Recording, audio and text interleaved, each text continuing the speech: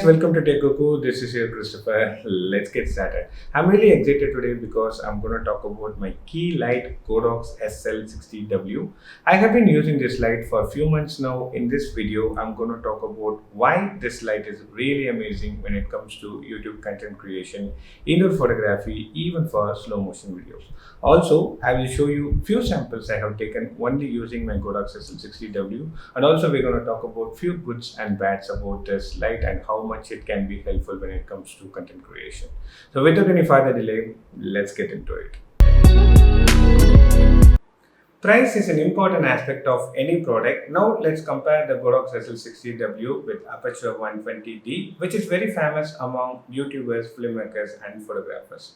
So the Aperture 120D will cost you around $535, where the Godox SL60W is about $113, which is 4 times cheaper than the 120D. Just because the price is less, you may think the product quality also should be less, right? Actually, it's quite opposite. I have been using this light for some time. It delivers a great quality light and being very useful for my YouTube videos and indoor photography. Of course, the SL60W has its own downside, but before we get into that, let's talk about all the good things first.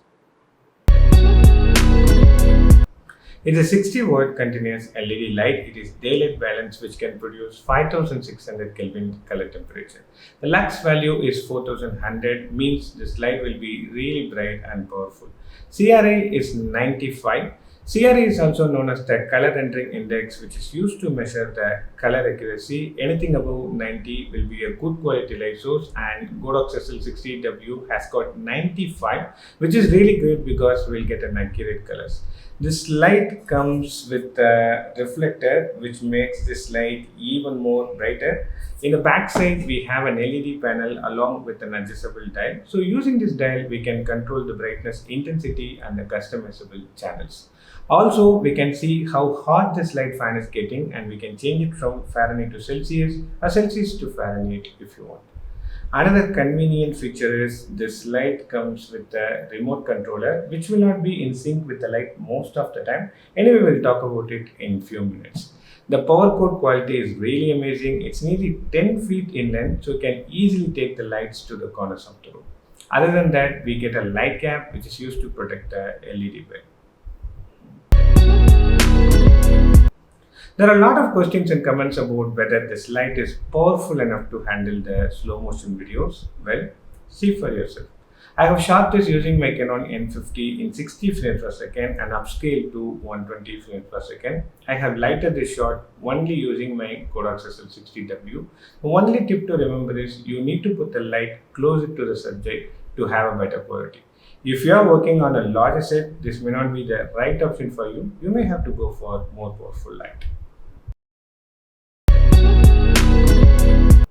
I have seen few people complaining about the flickering issue. As shown in the previous slow motion video, I did not get any flickering issue even in 120 frames per second, so no worries at all. My only recommendation is please buy it from a reputed retailer where at least you could return if you find any fault. Not only for videos, this light is really good for still photography also. Now let me show you few samples. So for the samples, I have used only my Godox SL60W along with my Canon N50 with kit lens.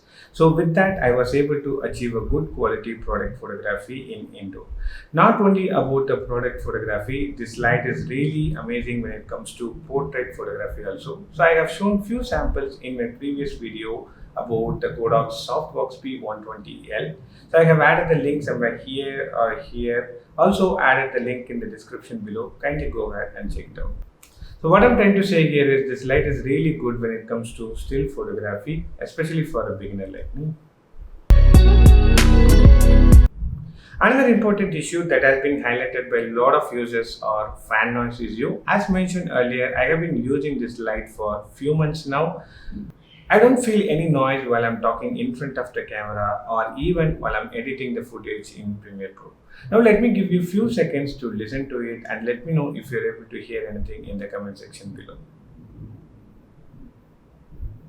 I don't think so, right? Even if you're able to hear anything, that can be easily removed during the editing process. So I don't think this is a problem.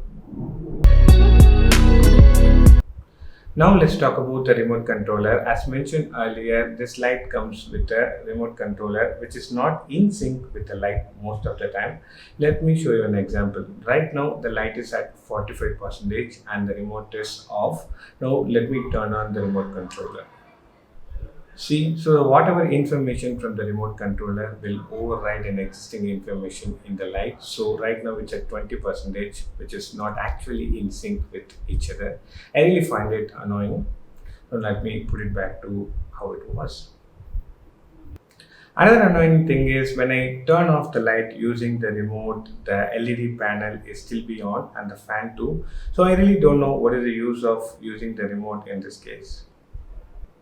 Still, the remote is not completely useless. We can use it to perform some basic operations like turn off and turn on, and also we can use it to increase the brightness and also to decrease the brightness. So it's totally up to you whether to go ahead with the light settings or the remote settings. Now let's talk about the softbox. The Godox SL60W does not comes with a softbox.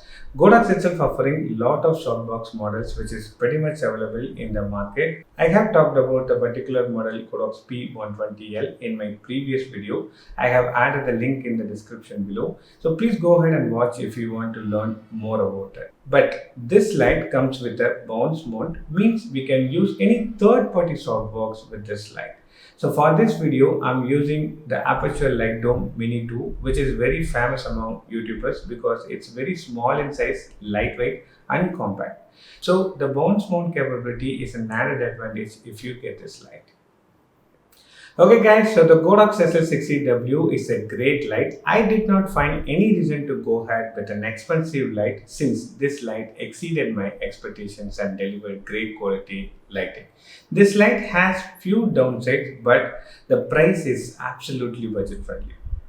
As I always say, this is my personal experience using this light. The choice is totally up to you to go ahead with an expensive option or to go ahead with a budget friendly option which is almost equal to an expensive one.